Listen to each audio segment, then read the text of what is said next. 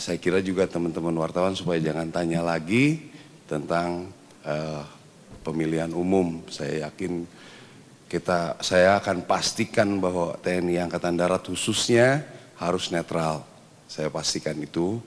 Dan sebetulnya rekan-rekan media juga tahu kita sangat bereaksi cepat kalau ada kejadian-kejadian yang seperti ini. Yang lain juga kita cukup cepat kalau ada pelanggaran-pelanggaran. Ya sama sebetulnya Presiden juga menekankan tadi yang tadi saya sampaikan bahwa Angkatan Darat itu sebetulnya kan secara survei sudah baik. Itu kalau bisa ditingkatkan ya lebih baik. Dan juga mengenai netralitas itu yang beliau sangat tekankan. Saya pikir juga saya pribadi tidak akan menggamblingkan nama institusi Angkatan Darat yang sudah baik untuk hal seperti ini ya. Saya tidak mau, nanti ini akan menjadi sejarah yang panjang bahwa kami di TNI Angkatan Darat khususnya tidak netral dalam pemilihan umum gitu. Pak, berarti bakal ada sanksi tegas apabila ada prajurit TNI AD yang nakal mungkin di pemilu? Itu sudah pasti ya, karena zaman sekarang itu kan mencari bukti itu tidak sulit. Banyak orang misalnya tiba-tiba sudah ada rekaman video, sudah ada ini ya, jadi sangat mudah sebenarnya kan. Saya pikir Angkatan Darat khususnya itu akan cepat merespon hal-hal seperti ini. Ya. Kalau sudah ada bukti ya kita pasti ada tindakan gitu.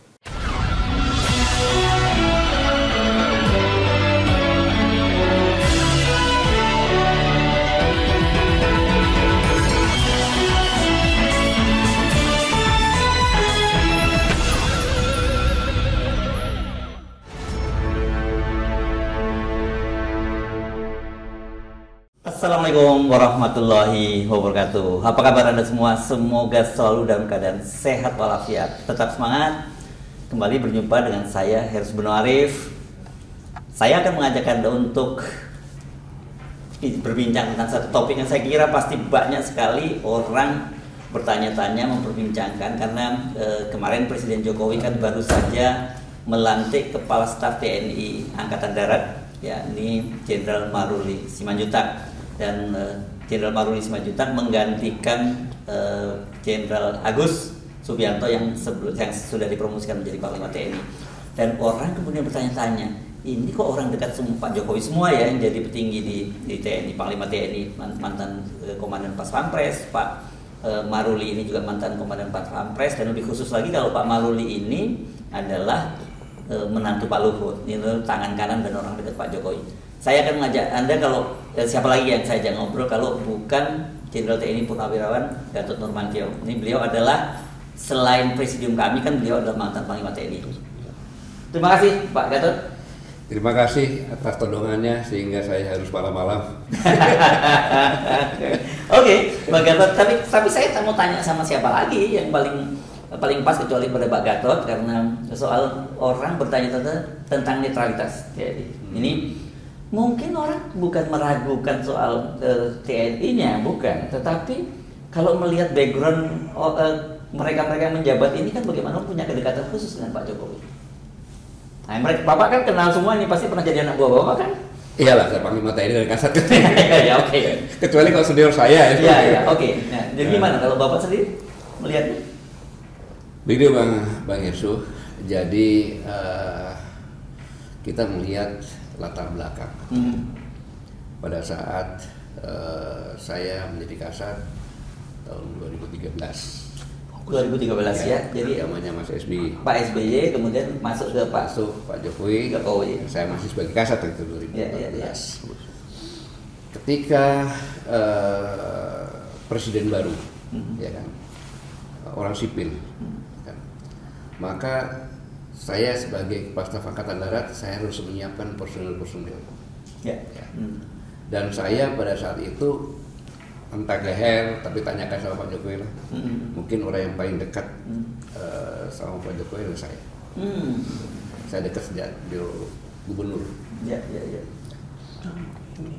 Ya, istilah sampai dekat sampai istilah sikut-sikutan itu jadi sangat dekat sekali dan saya bisa bebas.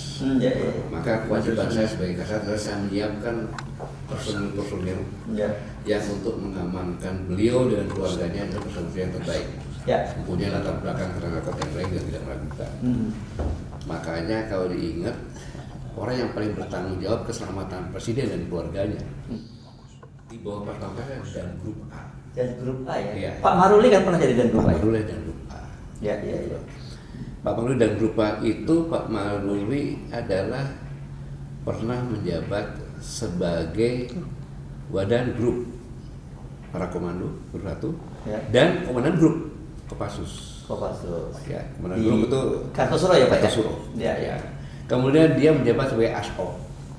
ASOP di Kopassus. Oke. Dari rentang jabatan ini saja, tidak usah yang lain-lainnya. Sambil tutup mata, pasti dia orang. Dapat dikatakan, ya terbaik lah, karena ASOP. Kopassus itu kan harus orang terbaik. Orang prajabat dan grup, dari badan grup naik dan grup kan orang terbaik.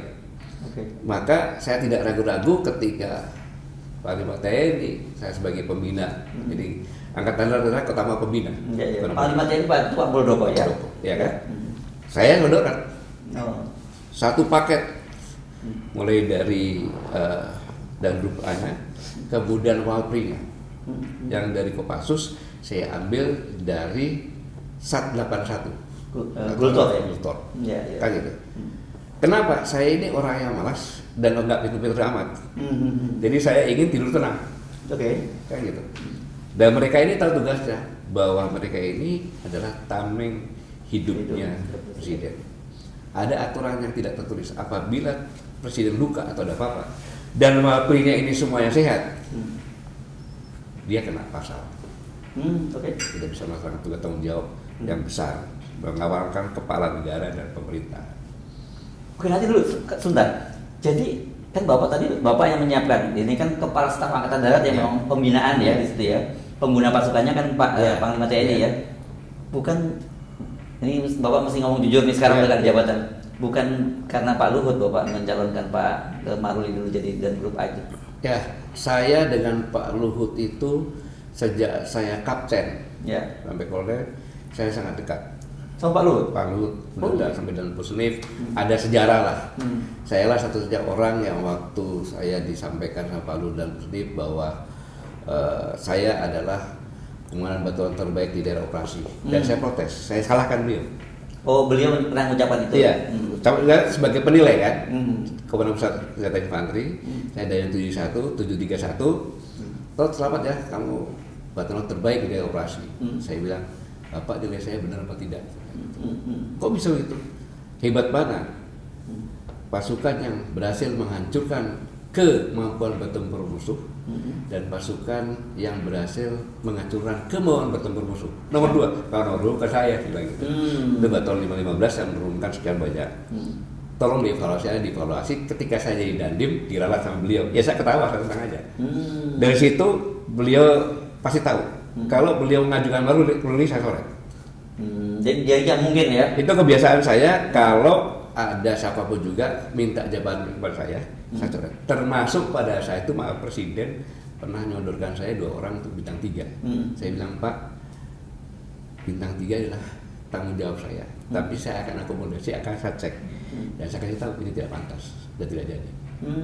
Oke, ini penting saya tanyakan kepada Bapak karena tadi banyak orang tentu berpikir bahwa Maruli sekarang ini jadi Kepala Staf TNI Angkatan Darat mau tidak mau ya karena Pak Luhut mertuanya. Ya saya pikir itu pernyataan yang tidak salah dan wajar. Ya kan? Tapi di sini saya tegaskan, seandainya dia bukan mertuanya, bukan menantunya Pak Luhut, saya punya keyakinan dengan track record yang ada ini, ya jadi dia akan jadi juga. Wajar kalau mantan dan grup A begitu keluar mencari Danrem Solo, siapa lagi daripada kena tegur segala macam sama presiden, taruhlah dia sebagai Danrem. Waktu Danrem itu posisi Bapak apa? Saya masih kasat. Masih kasat. Masih kasat. Dan anak ini kurang ajar. Siapa? Maruli. Maksudnya apa kurang ajar?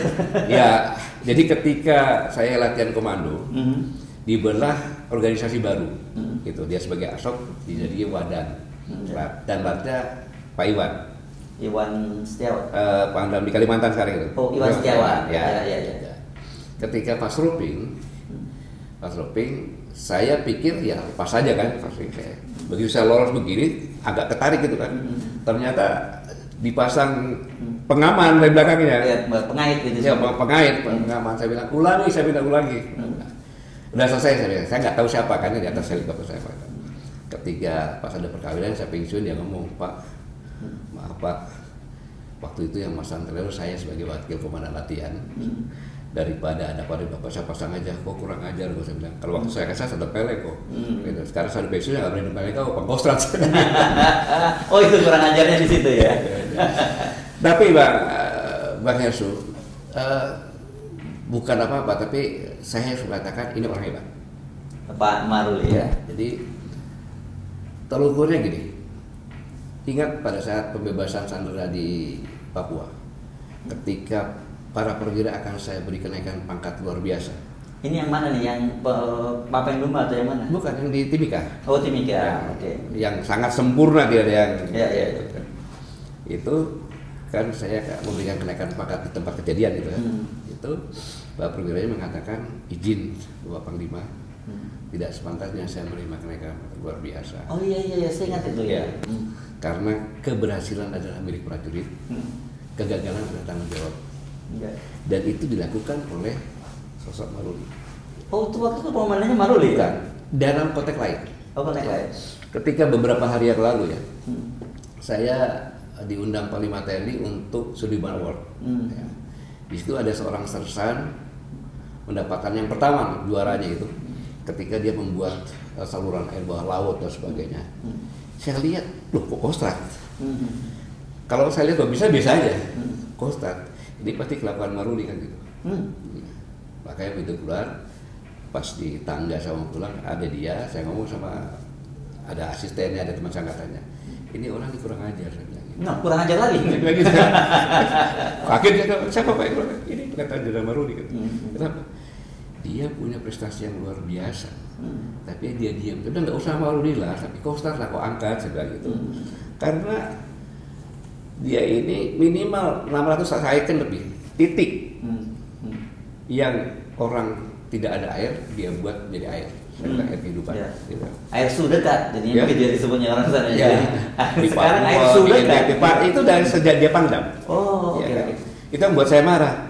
Ya kalau kamu nggak mau menonjol Pak, kostratnya lah. Ya saya bilang, kau buatlah film koro editing jadi satu film. Dokumenter gitu ya. Itu. Ya. Nah, terus gimana caranya? Akhirnya dia menerima rekor muri. Dia tidak tahu bahwa itu ada acara rekor muri. Itu kejutan bagi teman-temannya itu.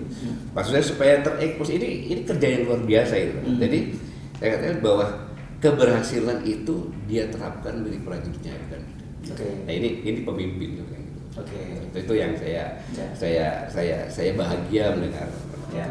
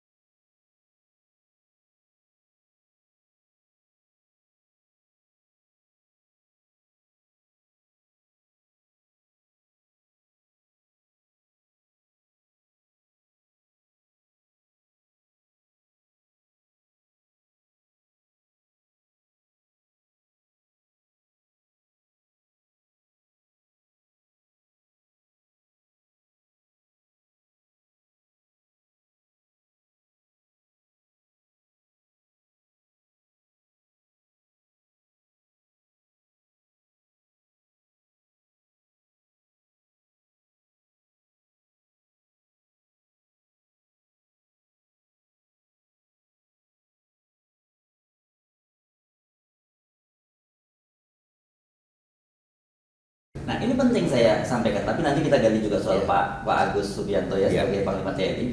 Kenapa? Karena tadi kan kita sempat menyimak pernyataannya Pak Maruli ketika selesai dilantik oleh Pak Jokowi tadi, dia menyatakan bahwa TNI akan netral, ya. Jadi Bapak percaya itu garansi itu ya kalau gitu ya. Netralitas begini, Bang Ersu, sebelum Pak Maruli dilantik di wawancara itu, Presiden Jokowi pada saat Rapim TNI Polri, beliau sudah menekankan tentang netralitas, ya, kebersamaan antara TNI Polri, ya kesamaan visi untuk mengamankan dan netralitas. Satu. Yang kedua, ketika wawancara yang menanyakan tentang penurunan baliho di Bali. Oh, penurunan balihonya Ganjar dan Mahfud maksudnya. Ya, kan? Ya. Tanggalnya itu kalau nggak salah tanggal 31 Oktober 2023, ya kan? Ini sebutkan aja. Ini Presiden tidak menyebut secara spesifik partai manapun atribut apa yang dimaksud, namun dirinya menegaskan agar pemerintah daerah, aparatur sipil negara, KSN, TNI dan Polri harus tetap netral selama tahun politik dalam pemilu tahun 2024. Nah, ini jadi maksud saya begini, Bung Ensu, ya, kalau namanya presiden dan mengatakan seperti itu, Panglima TNI itu mengatakan juga sama, netralitas dalam visi misi kemudian dari pelatihan. Terakhir Pak Maruli sebagai dilantik sebagai Kasat mengatakan seakan netral, jangan ragukan. Artinya apa? Pak Agus tidak ragu-ragu lagi, ya kan, bahwa dia seorang Islam yang taat. Pak Maruli juga sama, ya kan. Mengapa dia lakukan seperti itu? Karena yang dia pegang teguh adalah Sumpah Prajurit. Sumpah Prajurit itu aturan apapun juga yang nomor 1 itu pasti harus diutamakan, kan gitu. Nomor 2, nomor 3 saya urutannya. Gitu. Sumpah Prajurit yang pertama adalah setia kepada Negara Kesatuan Republik Indonesia yang berdasarkan Pancasila dan Undang-Undang Dasar 1945. Sumpah ini ketika mau dilantik siapapun dia prajurit ditanya persediaan dan sumpah bersedia dengan agama yang apa, yang Islam dan Islam, Kristen Kristen gitu. Ya kemudian imam-imam datang, ya kan, ada pastor yang datang bawa kitabnya masing-masing, bawa Al-Quran, ya. Bersumpah. Kalau Islam ikuti kata-kata demi Allah saya bersumpah. Kalau Kristen dan Katolik demi Tuhan saya bersumpah dan seterusnya. Itu saya akan setia. Kan? Konotasinya begini, seandainya pimpinan diyakinkan tidak setia dan akan merubah negara Pancasila dan akan dirubah, maka dibolehkan prajurit memberontak, bahkan membunuh. Ini penting ini. Kita selanjutkan. Itu dibolehkan karena pimpinan sudah melanggar sumpah. Kayak gitu. Yang kedua adalah taat kepada hukum, tunduk kepada hukum dan memegang teguh disiplin prajurit. Beda.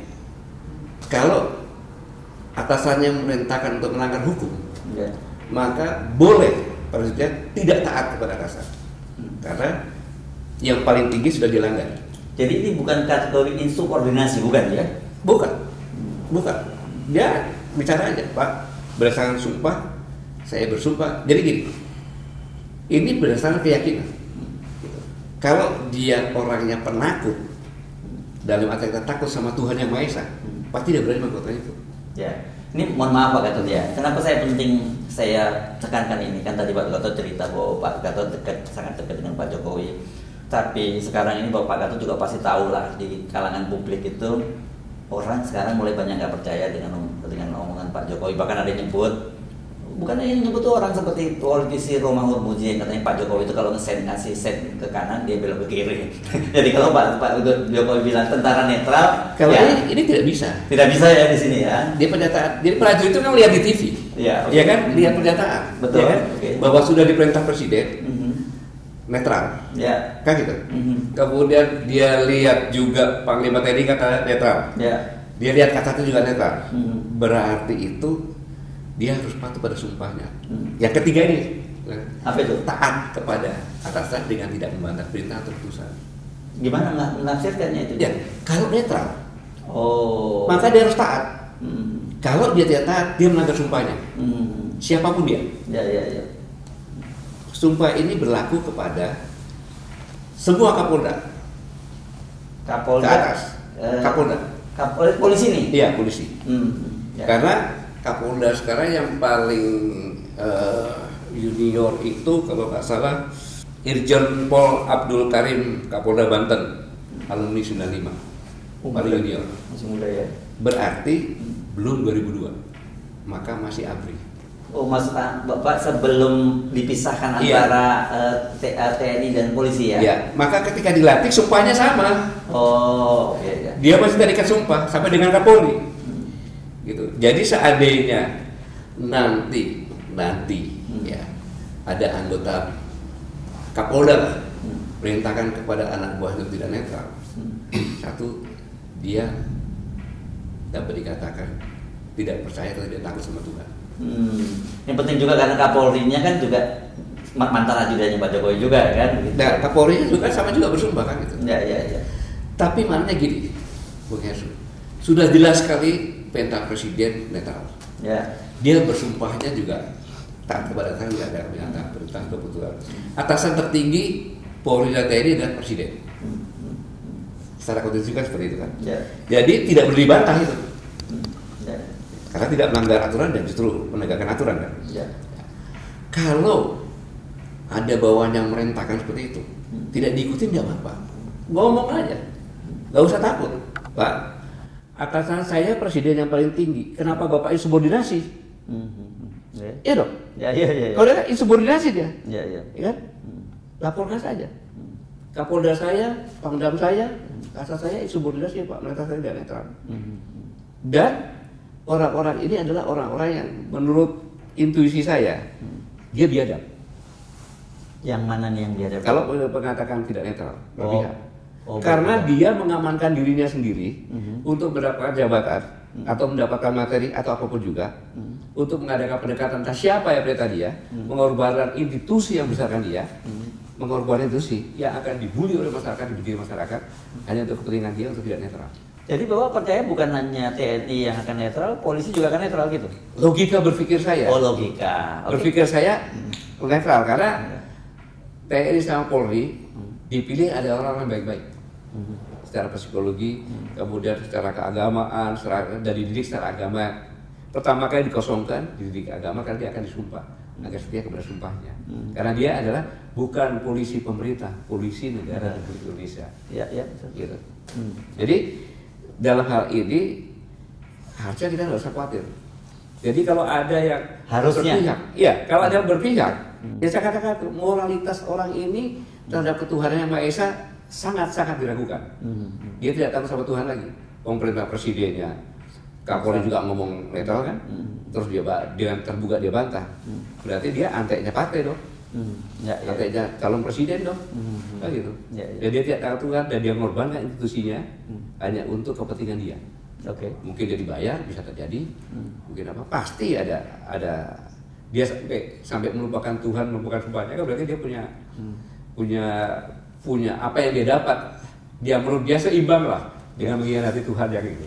Ini penting saya tanyakan ya Pak Gatot ya, karena bagaimanapun juga sekarang ini kendati presiden bicara netral, tetapi kan orang melihat ada putra presiden di situ sebagai kontestan, sebagai calon wakil presiden, begitu ya. Dan rasanya orang akan melihat sulit, apalagi lihat proses bagaimana dia lolos menjadi calon wakil presiden melalui proses SMA yang kita tahu ada. Bagaimana bisa menggaransi itu tidak akan terjadi? Saya percaya bahwa dari sisi TNI-nya mungkin ya bukan mungkin ya secara kelembagaan jelas institusinya harus netral gitu. Tapi relasi kedua orang ini kan kita tadi sebut Pak Agus. Nah ini kita tadi belum singgung Pak Agus ya, bagaimana interaksi Bapak dengan Pak Agus ya. Dua-duanya ini pernah menjadi komandan Pas Pampres, jadi artinya orang yang punya hubungan sangat dekat dengan Pak Jokowi. Dan kalau kita lihat lagi juga dua-duanya pernah di Solo juga gitu. Pak Agus malah punya kedekatan sejak jadi komandan Kodim di Solo. Ya, kalau Kodim apa? Tidak. Ya. Kan gitu. Kebetulan saja dia jadi kepala Kodim, wali kotanya jadi presiden kan gitu. Betul. Iya kan? Rezekinya lah. Rezekinya dia jadi konon korem, ketemu sama wali kotanya, nggak jadi. Udah jadi presiden. Sudah presiden kan gitu. Iya iya. Apalagi dalam pas pampres. Iya. Iya kan. Kalau saya Panglima TNI, saya kasar. Presiden minta jadi Pak, ini jadi apa ya? Presiden nunjuk, pasti tidak saya kasih. Presiden minta ke Bapak Sebagai dalam paspres kan gitu kan? Saya akan ngomong, Pak, kalau nggak sesuai dengan kriterianya, Pak, saya tidak sanggup memberikan ini karena dia tidak bisa menjamin mengamankan presiden karena track record jabatannya tidak sesuai dan saya tidak merekomendasi. Saya sampaikan seperti itu. pada waktu ditunjuk sebagai Dirjen Bapak sudah tidak lagi di Kepala Staf Angkatan Darat kan? Iya. Tetapi kan gini, orang tidak akan mengambil risiko, kan gitu. Melihat track recordnya, kan ya. Dia pernah di Kotra, dia pernah di Kopassus, dia berjalan sampai dia pernah bertugas di Puso. Dan rem yang tugas di Puso itu adalah rem pilihan, dari operasi, gitu. Dan Pak Agus pernah di situ, gitu. Nah, dia lewat Pangdam dan sebagainya. Jadi dari strata jabatan itu, saya pikir tidak usah ragu-ragu. Gitu. TNI yang sudah didoktrin TNI sekian puluh tahun, terus dia jadi dan apa terus dicurigai dia bisa dikendalikan oleh presiden, ya kan, untuk berbuat yang melanggar sumpahnya, nggak bisa. Saya kira mungkin kita bisa ambil contoh Pak Andika ya. Iya. Kan Pak Andika kan pernah jadi komandan Pas Pampres sampai kepala staf angkatan darat dan panglima TNI dan sekarang ternyata malah berada di kubu yang berseberangan dengan Pak Presiden gitu ya, bisa membuktikan itu ya. Jadi kalau sudah pensiun dia punya kebebasan. Kemana saja kan gitu. Kan? Jadi itu jadi jangan masyarakat punya persepsi negatif kalau dia mantan Pas Pampres itu pasti dia akan tutup mata ngikutin apa yang maunya presiden walaupun dia melanggar undang-undang, melanggar aturan, kan gitu. Ada sumpah yang pernah dia pegang gitu.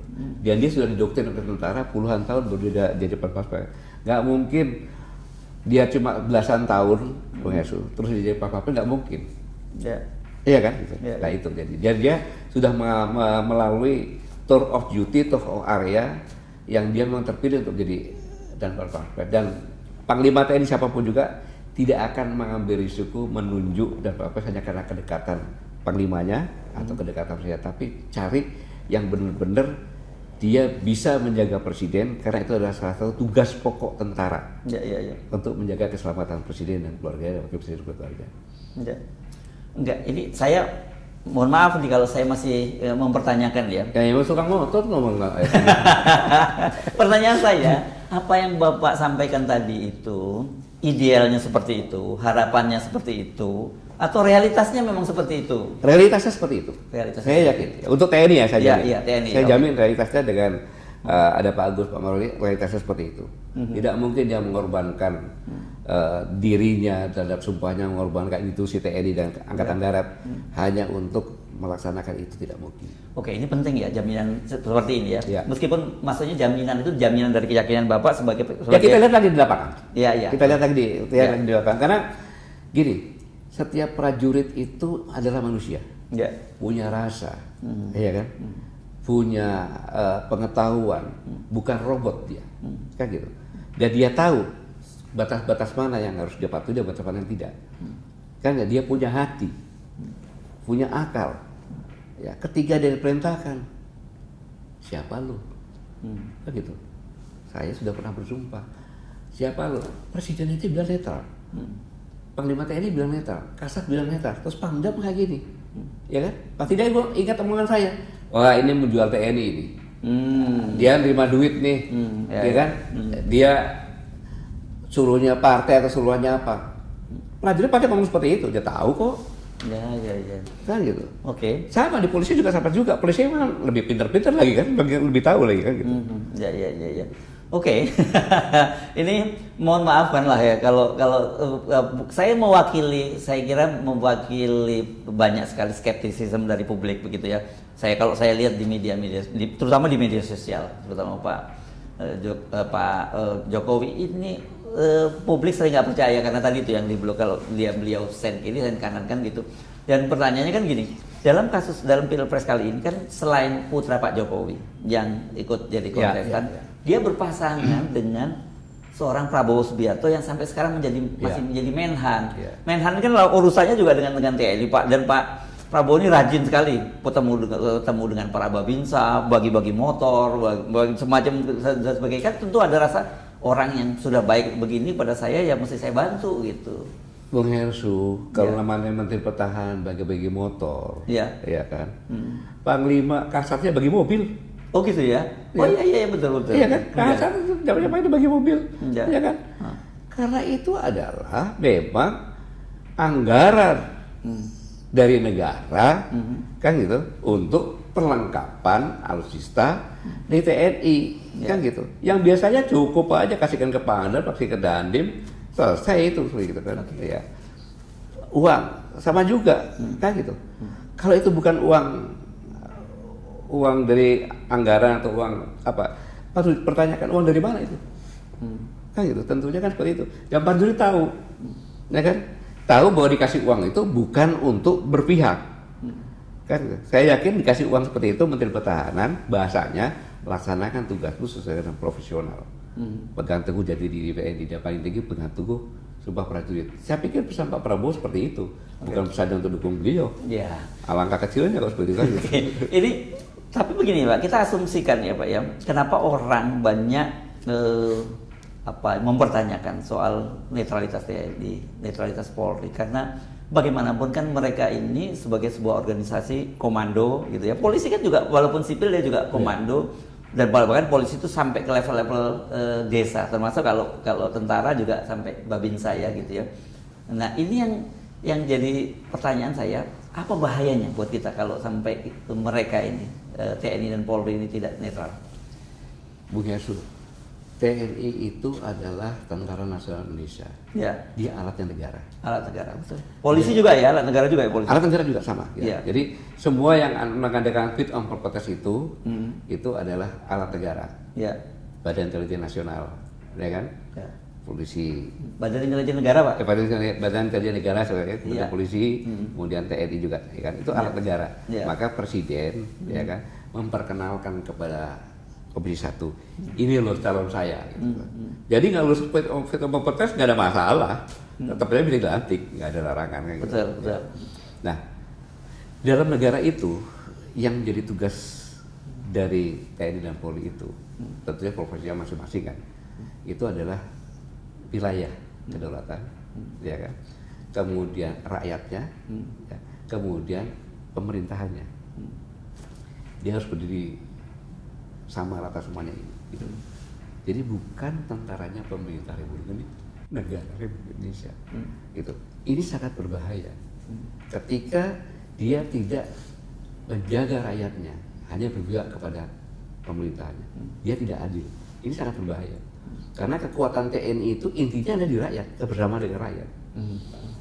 Ini pernah saya jelaskan karena Bapak Presiden Pak Jokowi dari sipil, Wakil Panglima TNI, dia pernah bicara dalam momen karena sekitar bulan September 2015, ketika beliau nanya ada suatu masalah kok Bapak bisa ketahui seperti ini begini. Saya bilang tugas tanggung jawab Panglima TNI adalah menjaga agar pemerintah ini yang bawa pimpin berjalan sampai dengan baik. Gitu. Kapan? Saya bukan pengkhianat Pak, tapi apabila rakyat berbondong-bondong demo, ya kan? Saya pastikan Pak, saya di belakang rakyat karena ada kesalahan yang dibuat oleh pemerintah. Oh, sampaikan itu? Saya sampaikan. Karena saya tidak mau dibilang pengkhianat. Karena apa? Ya saya katakan saya adalah tentara negara. Jadi sebenarnya itu bukan sikap pribadi Pak Gatot ya? Bukan. Itu sikap sebagai seorang prajurit TNI. Iya, sebagai prajurit TNI. Iya. Dan jadi di TNI kan tentara rakyat dulu. Baru tentara pejuang, ya kan? Tentara nasional yang profesional kan. Jadi itu saya sampaikan. Oh begitu, iya Pak. Saya bukan kalau suatu saat terjadi seperti itu, saya bukan pengkhianat, Pak. Saya sudah nyampaikan ke Bapak itu yang saya lakukan. Oke, artinya kalau sekarang ini kemudian Pak Jokowi ingin menggunakan TNI dan Polri untuk kepentingan-kepentingan politiknya beliau, itu sangat mungkin akan terjadi penolakan di kalangan, terutama TNI deh, jangan ngomongin Polri kan. Sudah pasti. Sudah pasti. Sudah pasti. Mereka dididik udah gini loh. TNI ini kan sudah mengawal pilpres dan pemilu kan sudah panjang jalannya kan gitu, sudah panjang jalannya gitu. Jadi mereka sudah tahu apa yang harus dilakukan dan apa yang tidak boleh dilakukan dalam mengawal pemilu dan pilpres ini. Jadi sekali lagi jangan ragukan TNI. Saya tidak bicara Polri ya, tapi secara logikanya juga sama. Karena sudah dilandasi dengan asas-asas yang sudah melekat dalam kehidupannya gitu. Oke. Ini sebut semacam garansi secara moral dari Pak Gatot, tapi saya kira mungkin saya menangkap juga semacam imbauan juga ya, Bapak sebagai senior mengingatkan para junior Bapak untuk tetap memegang jati diri TNI gitu kira-kira kan. Saya tidak perlu mengingatkan, sudah tahu lah pasti. Oh, nggak perlu diingatkan ya? Kita sudah tahu lah. Oke. Hanya menghimbau saja lah. Menghimbau saja, ya. Oke, mantap. Kita cerita TNI close ya, Bapak. Hakul yakin itu tidak akan. Saya yakin, apalagi dengan pernyataan Panglima TNI secara pribadi, ya kan, orang semuanya tahu kan. Kemudian begitu Pak Maruli juga Pak Kasat begitu dilantik menyampaikan seperti itu, Deta bahkan dijabarkan dan sebagainya, dan akan merespon cepat dan sebagainya. Ya tapi ingat tuh Raffi, tentara itu kan banyak. Ada yang bandel, memang dipilih-pilih orang yang bandel-bandel, kalau orang baik-baik kan nggak mungkin kayak gitu. Ya kalau ada 1-2 orang yang berbuat kemudian institusi sudah melakukan penegakan hukum yang dikatakan itu TNI secara keseluruhan dong. Kecuali kalau ada pembiaran. Nah, itu beda kan gitu kan. Nah, tinggal laporkan saja Pak, ini begini-begini. Contohnya ada mobil tentara kan itu. Dia bawa orang terus kibarkan bendera salah satu partai atau bendera wajah kontestan calon presiden. Itu tidak netral berarti. Laporkan saja itu. Dan saya yakin tuh minimal komandannya dicopot tuh pasti. Okay. Saya yakin tuh. Nggak mungkin tapi untuk level-level bawah seperti Babinsa itu ngambil inisiatif sendiri dalam situasi semacam ini. Saya katakan bisa juga kan gitu. Oh, bisa juga. Contohnya gini, istrinya sama anggota DPR kan gitu kan. Terus secara tidak sengaja dia boncengin istrinya pakai pakaian salah satu partai kan bisa juga seperti itu kan gitu. Tapi itu adalah oknum TNI, bukan institusi yang menggerakkan. Harus bedakan itu. Oke.